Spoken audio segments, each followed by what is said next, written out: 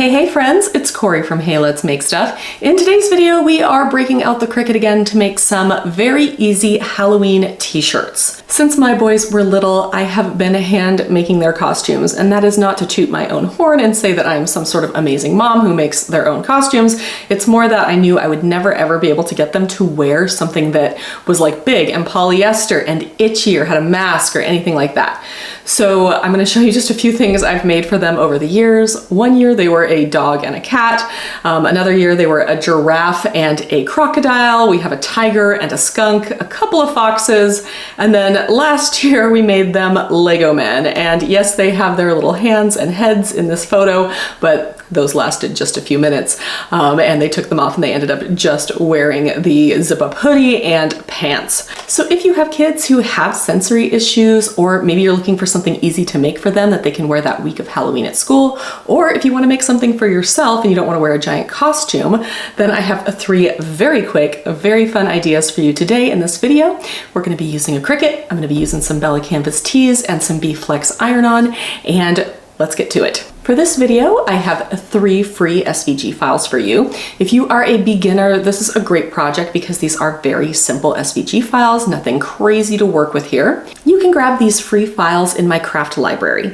To access my craft library, go to heyletsmakestuff.com/library, and there you can request the password. You can log in on that same page. From there, you're going to be looking for C483, so it's Cricut 483. There's 2 ways to find it. You can click the Cricut SVG button at the top and you'll be taken down to that particular section. Or you can use the find function on your computer. So if you are on a Mac, you can use Command F. If you're on a PC, you can use Control F, and you can search for C483 to find the file. Once you have found the correct file, there will be 3 links. The first link is the download link for the file, so you'll click on that. It will download a zip to your hard drive, which you can then unzip and you'll see the SVG file. The second link is the link for the blog post for this video if you'd like to read more, and the third link will be this video, so if you need to come back to refer to it, you can click that. Let's talk about what you're going to need to make this project. So I'm making 3 t-shirts. You probably won't be, you'll be picking and choosing, so you probably won't need everything I have here, but let's go through it. First up, you are going to need a cutting machine. I'm using my Cricut Explore 3, but you can use any other sort of full-size cutting machine. You may be able to make do with that Cricut Joy Extra. You can kind of split the file up a little bit. That Cricut Joy, though, it's probably too small to make these projects. Then you're going to need some sort of heat press. I am using my big 12x10 Easy Press. You can use any traditional heat press, and you can even use a smaller heat press. You'll just have to move it around, especially on the larger skeleton file. If you're using a handheld press, you're going to need some sort of pressing mat. You're also going to need a cutting mat for your machine, so I have my green Cricut cutting mat here. Then I have 3 Bella Canvas Kids tees. So I've got a pink, a black, and then a neon yellow, and that's because we're making a pink jack-o'-lantern, we're making a rainbow skeleton, and we're making a bright yellow emoji. Now, you can use whatever shirts you want. I love Bella Canvas. Again, sensory issues with my kids. They are nice and soft. They always love to wear them, and they come in a huge variety of colors. So if you wanted to make an orange jack-o'-lantern, which would be a little bit more traditional, they definitely have an orange color. They have such a wide range of colors for their kids and adult shirts, so no matter what you're trying to make, you should be able to find something that will work. I talk about this in a lot of my videos. Bella Canvas does have a maker's account, which allows you to buy their shirts at wholesale pricing without a reseller license. This is really awesome. You can get basically shirts much lower than you would be buying them for retail. I have a whole video on it. I will go ahead and link that down below. It's free to sign up, and it's an awesome program. Then I have 3 types of HTV. So the first one here is just the regular Gimme 5 B-Flex HTV. I really like this. This is part of our Crafting Camps sample pack. If you've heard me talk about that, I have it over on my website. This is a low temp, low time HTV. So it presses at just 285 for 4 seconds. So it's super fast. And then I have 2 other B-Flex options here. Again, you can use any type of HTV you want in any color, but I really like the colors that I chose, so I'm gonna share them with you.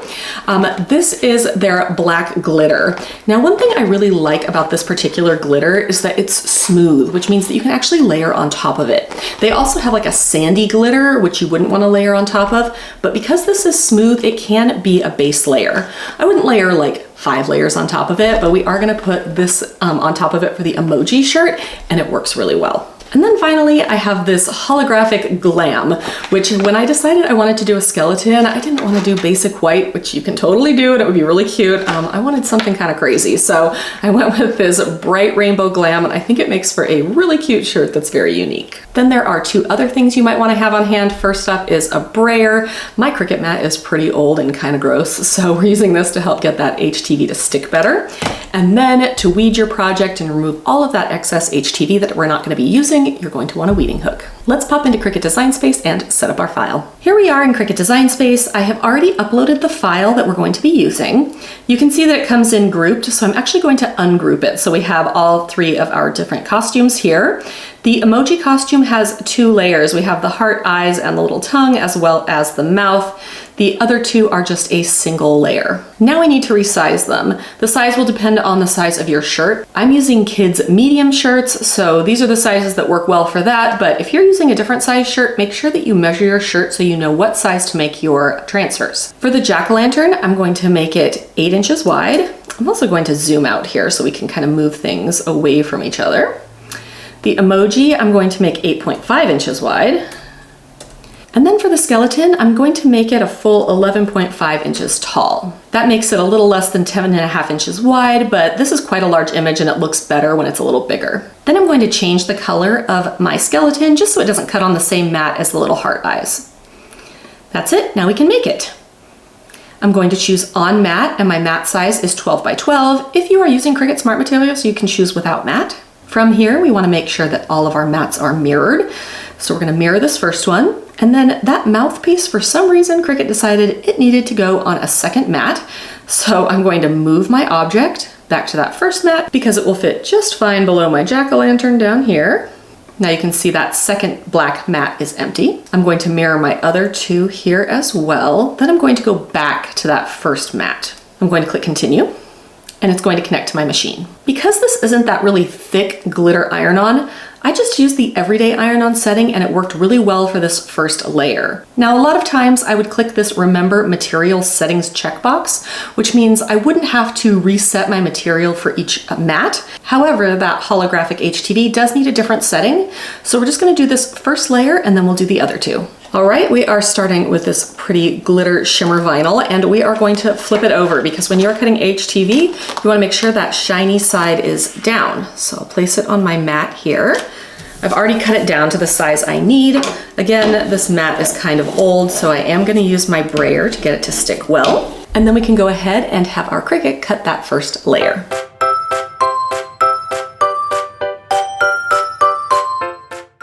To weed things on the mat, so I'm actually going to cut and weed all of our pieces here.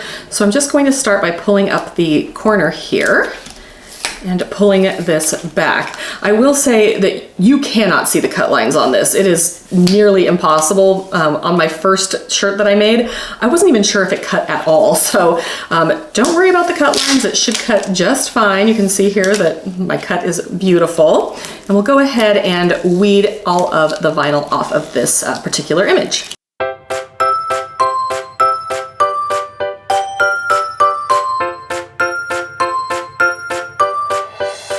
To remove just about any material from your mat, you're just going to flip it over and gently peel the mat away from your material. I'll keep it from curling. Then I'm going to grab my scissors and just cut off this little mouthpiece over here. Just like that. You can cut off that excess carrier sheet as well. Now we're going to cut our other two layers. It is done exactly the same. The only thing you need to change is this material setting for this B-Flex holographic Glam. So I am using the holographic iron-on setting with a little bit more pressure. There is a drop down where you can add a little bit more pressure, and I have found that that is the best for my machine for cutting this particular material. As with anything, you may have to test. You may want to do a test cut just to make sure that you are using the right setting. You don't want to cut out that whole skeleton piece and then find that it didn't work. So definitely run some tests on materials that you're not familiar with.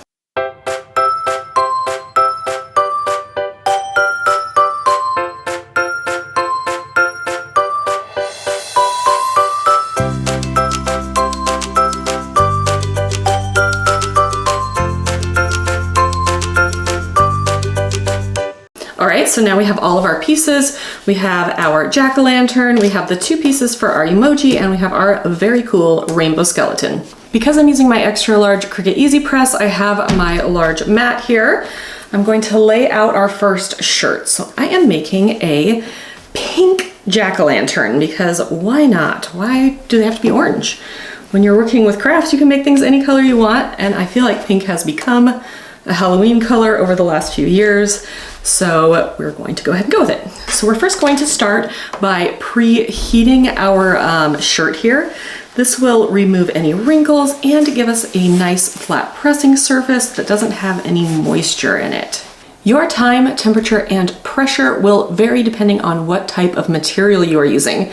So I am using this B-Flex glitter, and the time and temperature for that is going to be 10 seconds at 295. So it's still a pretty short press, and it is not a very high temperature. If you're using a different brand, you'll want to check out the time and temperature and pressure settings for that particular brand because it varies with basically every single type of HTV out there, and you want to make sure that you're getting it right. All right, I'm going to line this up on my shirt. I'm just gonna eyeball it.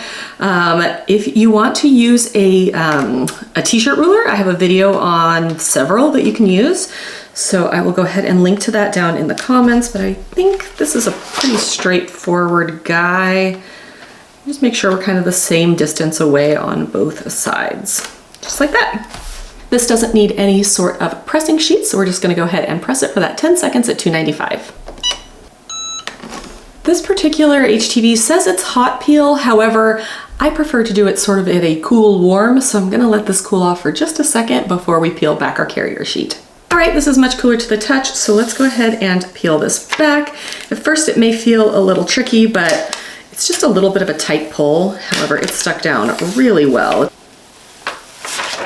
All right, I feel like this might be a little hard to see in this video, but it really is a fun glitter effect without having that glitter feel. So it's still very smooth. This is a very thin HTV, so it does feel really nice. But overall, yeah, this turned out super cute. Next up is our emoji shirt. So again, I'm going to sort of preheat this just to get rid of any wrinkles, any moisture, nice flat pressing surface. And then our emoji has 2 pieces. So we have this little mouthpiece, and then we have the eyes and the tongue. So I'm just going to line it up so that the bottom of the mouth kind of lines up with this tongue, press them together. And then I'm going to locate the whole thing where I want it on my shirt. So I'll put it about here. I'm gonna press everything down, and then I'm going to peel back just the pink layer, leaving the black layer where it should be on our shirt. And then I'm gonna press this one for 10 seconds at 295. Then I can peel this back, just like this. And then I can place my second layer on top. So again, I wanna just kind of locate it where I had it before, make sure it is straightish, just like this. And this has a lower press time and temperature, so I'm going to reset my heat press to 285 for just 4 seconds because this Gimme 5 is really quick. I swear a 4-second press never feels like enough time, but it is. So we can go ahead and peel this back, and it should stick. I love this HTV just because it is so much faster than some of the other brands out there that take, 20, 30 seconds. If you have a small business and you want to make shirts, this is definitely my favorite option because it is so fast. And now we have our little emoji. So this is just this design that I have, but you can go online, places like Creative Fabrica, and see other emoji designs. So if you don't want necessarily the heart eyes, you just want a big happy face, you could definitely find something and make a similar shirt to this one. All right, we are on our final shirt. So again, I'm going to pre-press this. This big easy press can get a little unwieldy, but I really like it for these larger projects. Then we're gonna add our design. This one's a little easier to line up just because you have this nice spine. Kind of line it up with the center of your collar, straight down, make sure you're straight. And then this one is 285 for 12 seconds. So it's a little bit longer, but it's still a short press and it's still a really low temperature.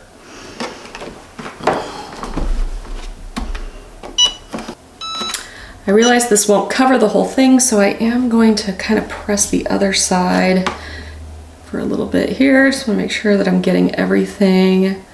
I'm a little worried up here at the top as well, so we're just going to give it a little extra press, top and bottom, just like that. And we should be able to peel it back once it cools just a bit. Ah, it looks so good.